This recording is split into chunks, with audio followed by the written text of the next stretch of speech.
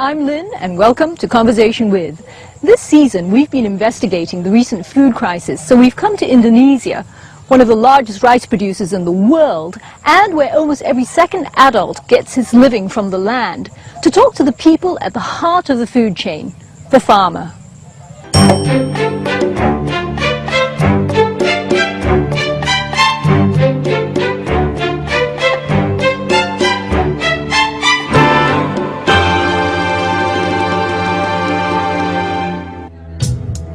In Indonesia, farming is still an integral part of life and the economy.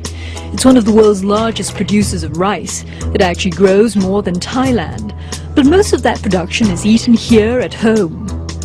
But how has the Indonesian farmer fared in all of this? In the past, the poorest people in Indonesia have also been those living in rural areas doing farming.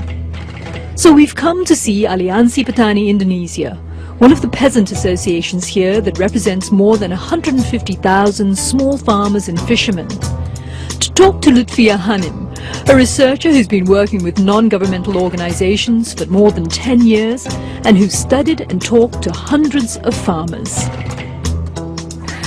Ibu Hanim, thank you very much for taking us out to one of your villages where you have your members, where they live and work. And welcome to our nice village with all the dragonfly and the nice green paddy field. Now, all these green paddy fields, rice prices are going up. They've gone up 75% over the last few months. Are your farmers getting more in income? No, not really, because if you see the nice paddy field here, it's not their own. It's they rent from the landowner. So they have to share their production to the landowner, and they can only sell to the first middleman in the village. It's around only 2,500 or 2,500 or 700. So rupiah. Yes. So and how much is that in American dollars? That would be what, about? It's around 30 cents. About 30 cents. So that's all they're getting. Maximum. 30 cents a kilo of rice. Yeah, it's a 30 cents. No, not a kilo of rice, but 30 cent rupiah, yes, for a kilos of paddy. Of paddy. So this is, we're talking also, it's unhusked. Unhusked. And then if you see the price rise in the market, it's around 4,500. This is for the lowest grade. So the highest grade is around 6,000 or maybe 7,000 and maybe more in the supermarket. So there is a huge gap between the price of paddy in the farm gate and the consumer level. So because there are many long distribution chains between the producer, the farmer, and the consumer. And also, also they don't own their own land, so they rent it. So they have to spend their own money to as a production cost. Also, the price of the input like fertilizer and pesticide also hike at the same time. So even though the price rise in the international market, as you said, 75%, but they don't get any. So they're not seeing 75% rise in their income? No, there is no. There is an asymmetrical link between the farm price and the consumer price. So there is a weird relation between the price in the farm gate and the price in the consumer level. The price hike in the consumer level, there is not transmitted to the producer. The price hike in the producer level, it will transmit it very fastly to the consumer. But why is that then? So in other words, when the prices in the supermarket go up very high, but the farmer is not seeing that benefit. Because there is a long distribution chain. Farmer need more, sometimes have most of them landless, and they need liquidity, so they will harvest soon as possible and they will sell it soon as possible. So they can't hoard the rice and sell it when the price is higher? No, if they are landless, you don't have any independency if you want to hold the rice or sell the rice, because market want you to sell the rice soon possible. What do you think, though, is the main problem? Are you suggesting then that it's all these middlemen that the rice has to go through before it reaches the consumers? Are they the ones making the profit if it's not ordinary farmers? Yeah, I think so. But I don't know how much the profit from, because there are many middlemen, at least 4 middlemen, before the rice goes to the central rice market in Jakarta, in the Cipinang market. So also there is a few trader, a huge trader, and it's a control only by 5 maximum big trader in Java Island itself. So this they can hold the rice because they have their own barn. So you think that there are many people who may be to blame for this problem? Yeah, many.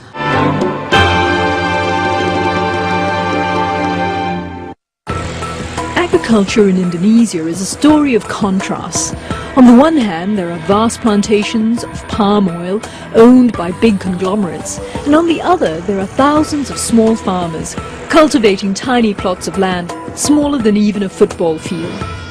So apart from costs going up because of higher fuel prices and higher fertilizer prices, small Indonesian farmers are struggling with deep problems which existed even before this recent food crisis.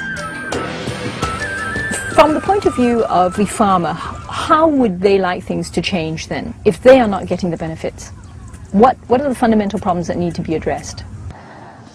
I think the first problem is because they don't have land. They don't have any land, enough land to do agriculture, to do farming. In Java, it's a central production of rice. In Indonesia, it's produced more than 60% of the rice.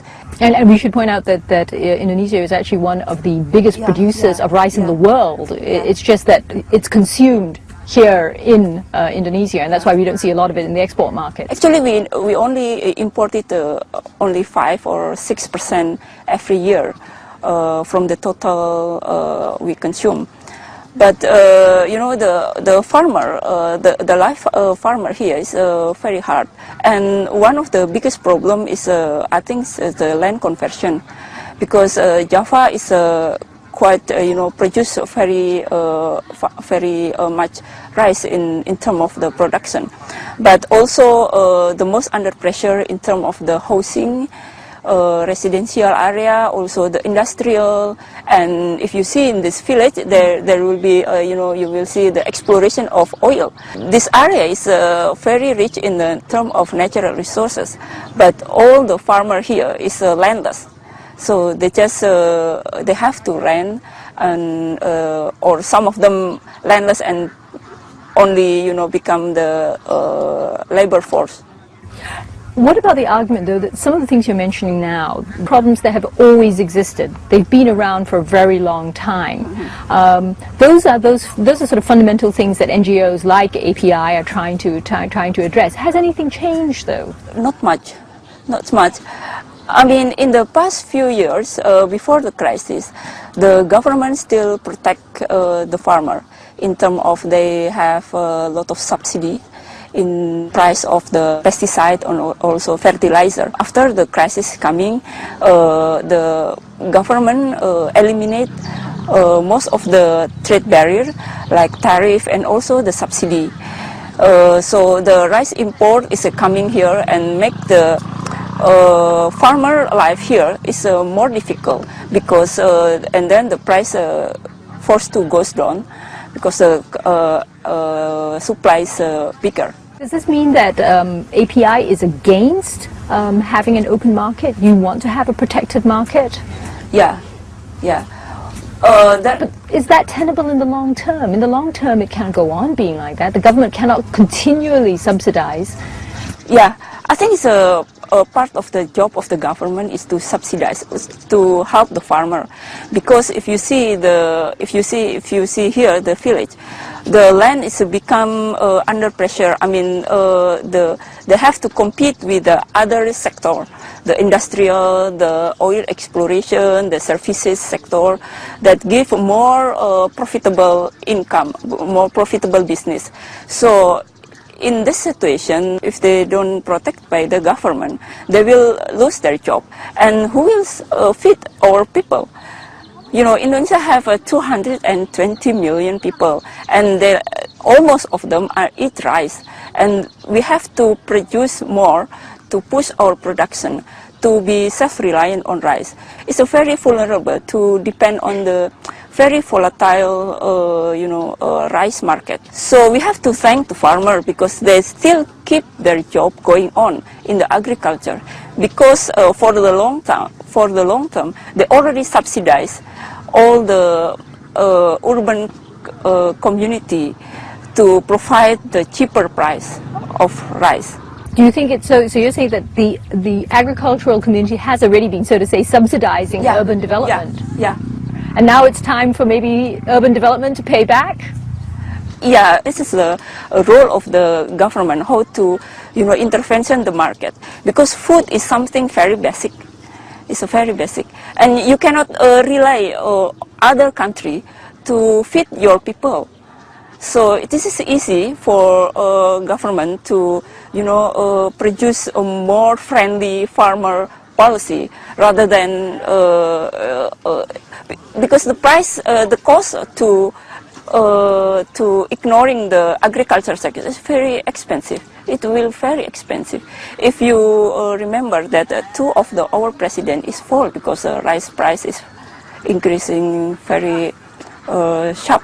But subsidies over 10, 20, 30 years, is that realistic? Because in the end, you as the ordinary person, the farmers as ordinary people, they will also end up paying the price for that subsidy.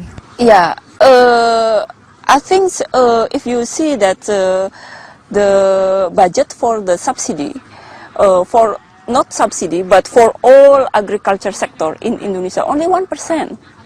So it's a very small. Is that what needs to change? That the landless need to be given land, which of course is a danger. It's a radical thought. It is, but I know this is a long term, and it will, it's very radical, and we don't expect that. We just hope that small things. We don't expect that the urban community will harm because of our price, because of price rise, high price rise. So I think there's a balance between the producer interest and also the consumer interest. What we've seen for the long time, the producer always suffer because of the policy of the low price in rice. What is the average income of a farmer at API? This is the assumption if they harvesting twice a year of rice.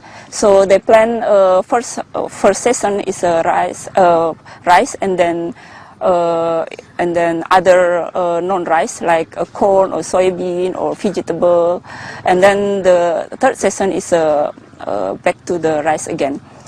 If they produce twice harvest a year, they can get $50 US, around $50 US per month.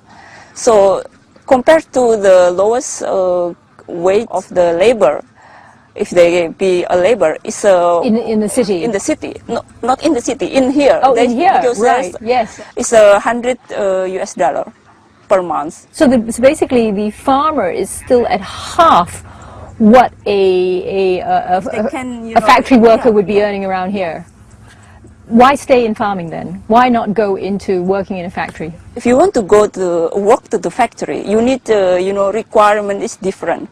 You have to go to school first, the high school grade, the high school certificate, can speak in English, doing something clerical.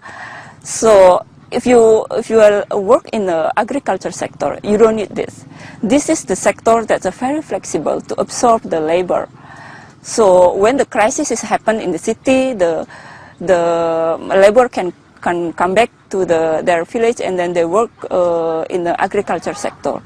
So they can survive because they're also doing other job, like plant different vegetable. Yeah? Also they're doing duck farming or chicken farming, the smaller one. So they can, eat the egg for their source of protein. Some of them go to the city as a labor in a construction project, and then other than open the small seller, like a food seller, also the small, very small grocery. Like they can survive because of that. And also farming. Doing farmer is not a job. It's a part of their livelihood. It's a part of their culture. So it's very hard to shift, to send them to the different sector for a long time.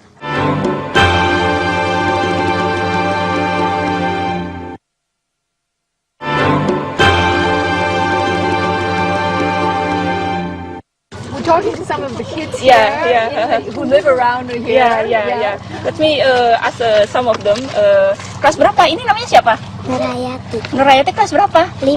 Kelas 5. Nurayati pengen jadi petani nggak kalau gede? Enggak.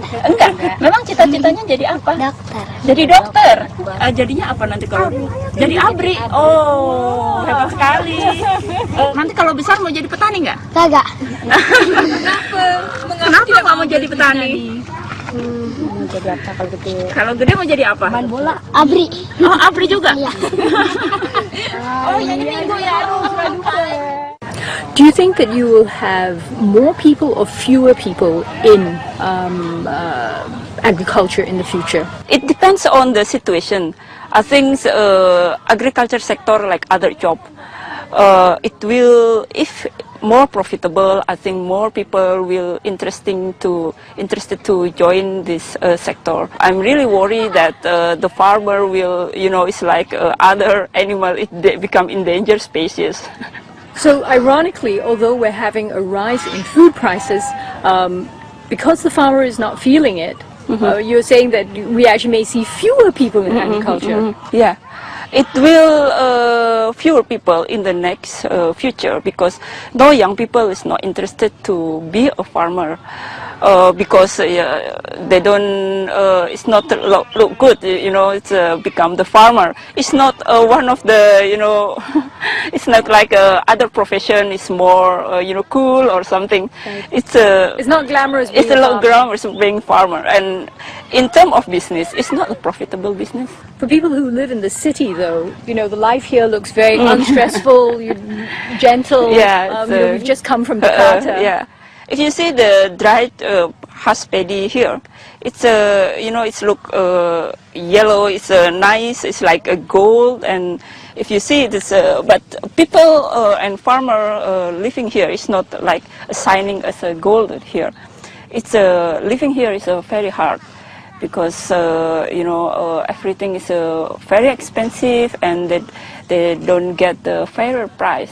So what we want is just a simple thing. We just want to get fairer price, and also want to send our children to the high school at least. This it's not I think it's not big idea. It's just very simple things. So farmers really aren't asking for a life of luxury. No. We just want a simple thing. Just we want farmers still keep on their business, because who will feed our future if the farmer is gone from the business? And also we just want to keep, because many family here cannot send their children even to the high school.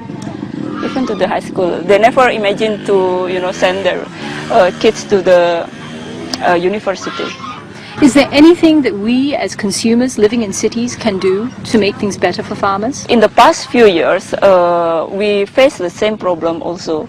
We don't get any fair price, but the other hand, the consumer get the lower price for rice. But no, we both the same difficulties.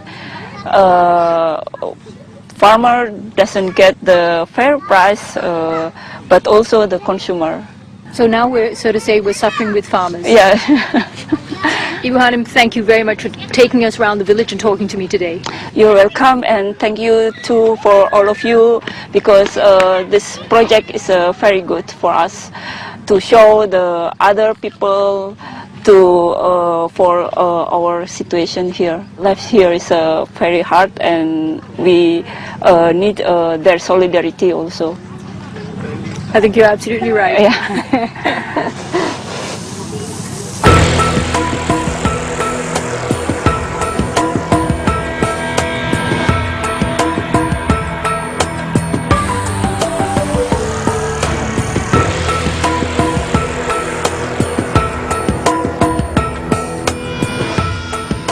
So is the farmer the one who's earning the big bucks from the current food crisis? Well, the answer ostensibly seems to be no. There's an enormous gap between what we're paying in our urban supermarkets and what these families in Indonesia are getting.